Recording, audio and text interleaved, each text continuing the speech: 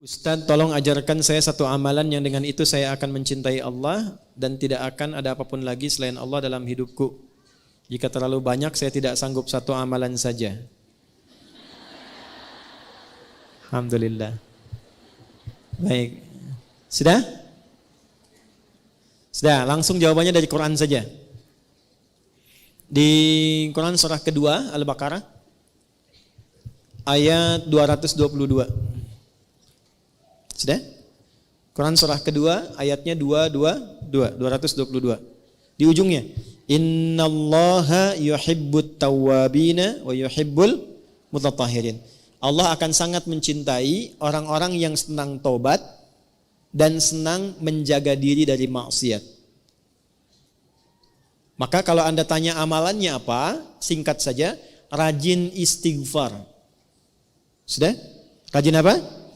Istighfar dan menghindarkan diri dari maksiat. Itu jawaban Quran langsung supaya mendapatkan cinta Allah. Kalau mau latihan istighfar yang enak, lakukan sebelum subuh. 5-10 menit sebelum subuh. Itu ada di Al-Quran surah ke-15 ayat 18. Ada orang-orang yang rutin istighfar sebelum subuh tiba. Nama waktunya sahar. Wabil asharihum yastaghfirun. Astaghfirullahalazim. Astaghfirullahalazim. Astaghfirullahalazim alladzi la ilaha illa huwal hayyul qayyum wa atubu ilaih. Latihan istighfar sampai cirinya begini, cirinya istighfar itu bisa refleks keluar di lisan kita dalam setiap keadaan. Nanti tiba-tiba mau minum bisa istighfar, mau makan bisa istighfar. Kalau sudah lekat dengan itu, tanpa terasa akan ada penjagaan Allah kepada kita dari perbuatan maksiat. Mata nggak mau lihat kecuali yang baik, lisan nggak mau bicara kecuali yang baik, kaki nggak mau diajak jalan bu kecuali pada tempat yang baik. Nah, ketika sudah tercipta kondisi itu tandanya Allah sedang mencintai kita. Karena ciri pertama ketika Allah mencintai seorang hamba adalah menutup semua dosanya dan menjaga dia dari perbuatan maksiat. Itu ada di Quran surah ketiga Ali Imran di ayat 31. Ketika seseorang sudah mendapatkan cinta Allah, maka diberikan tandanya bukan pada harta, bukan pada kedudukan. Jadi kalau ibu misalnya semakin kaya, suami semakin tinggi kedudukan, jangan disimpulkan bahwa itu tanda cinta Allah, jangan. Ya, kalau dalam saat yang sama belum mampu menjaga diri dari perbuatan maksiat. Tanda cinta yang Allah berikan yang pertama pada seorang hamba adalah menghapuskan dosanya dan menjaga hamba itu dari perbuatan maksiat. Qul in kuntum tuhibbunallaha fattabi'uni yuhibbukumullah.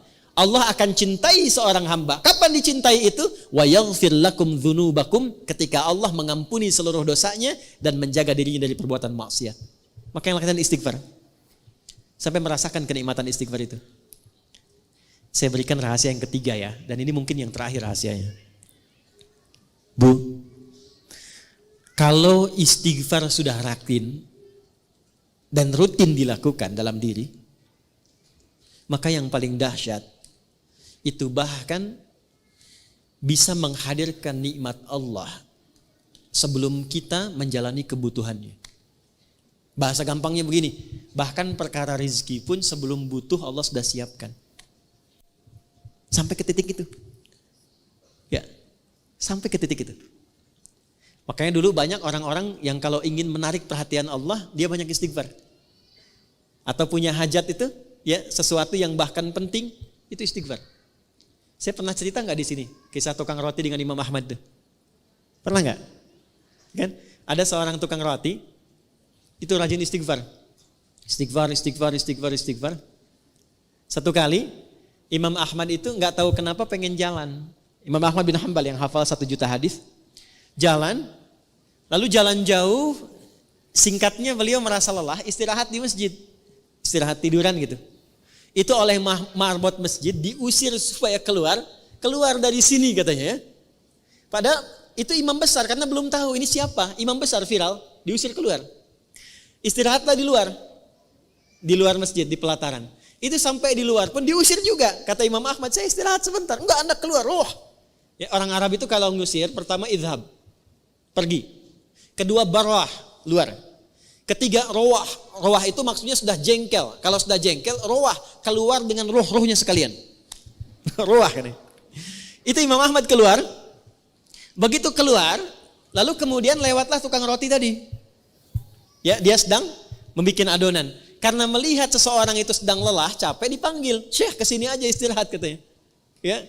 Lalu ketika istirahat, Imam Ahmad melihat setiap dia bikin adonan, dia istighfar. Dia istighfar. Ditanyalah kemudian oleh Imam Ahmad, ma faidatu istighfarika laka? Tuan katanya, apa manfaat istighfar ini kepada pekerjaan Anda?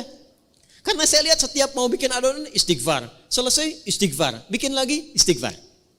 Imam Ahmad bukan tidak tahu manfaatnya, tapi ingin memastikan apakah keberkahan istighfar itu hadir pada tukang roti ini atau tidak. Maka apa jawabannya? Perhatikan jawabannya. Wallahi, ini kisah nyata.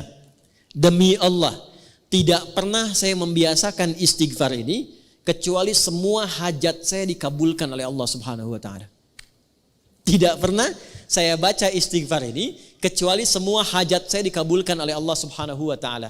Cuman satu yang belum terkabul sampai saat ini. Apa itu kata Imam Ahmad? Saya bermohon kepada Allah dengan istighfar saya, ya Allah, mohon pertemukan saya dengan Ahmad bin Hambal sebelum saya wafat atau sebelum beliau wafat. Maka kata Imam Ahmad, astagfirullah katanya. La haula wala quwata illa billah. Jadi karena istighfar ini saya diperjalankan, saya dikeluarkan dari rumah Allah di masjid, bahkan saya dikeluarkan dari halaman masjid hanya karena istighfar Anda untuk bertemu dengan Anda. Sayalah Ahmad bin Hambal. Ya. Ibu jangan lakukan itu pada saya ya.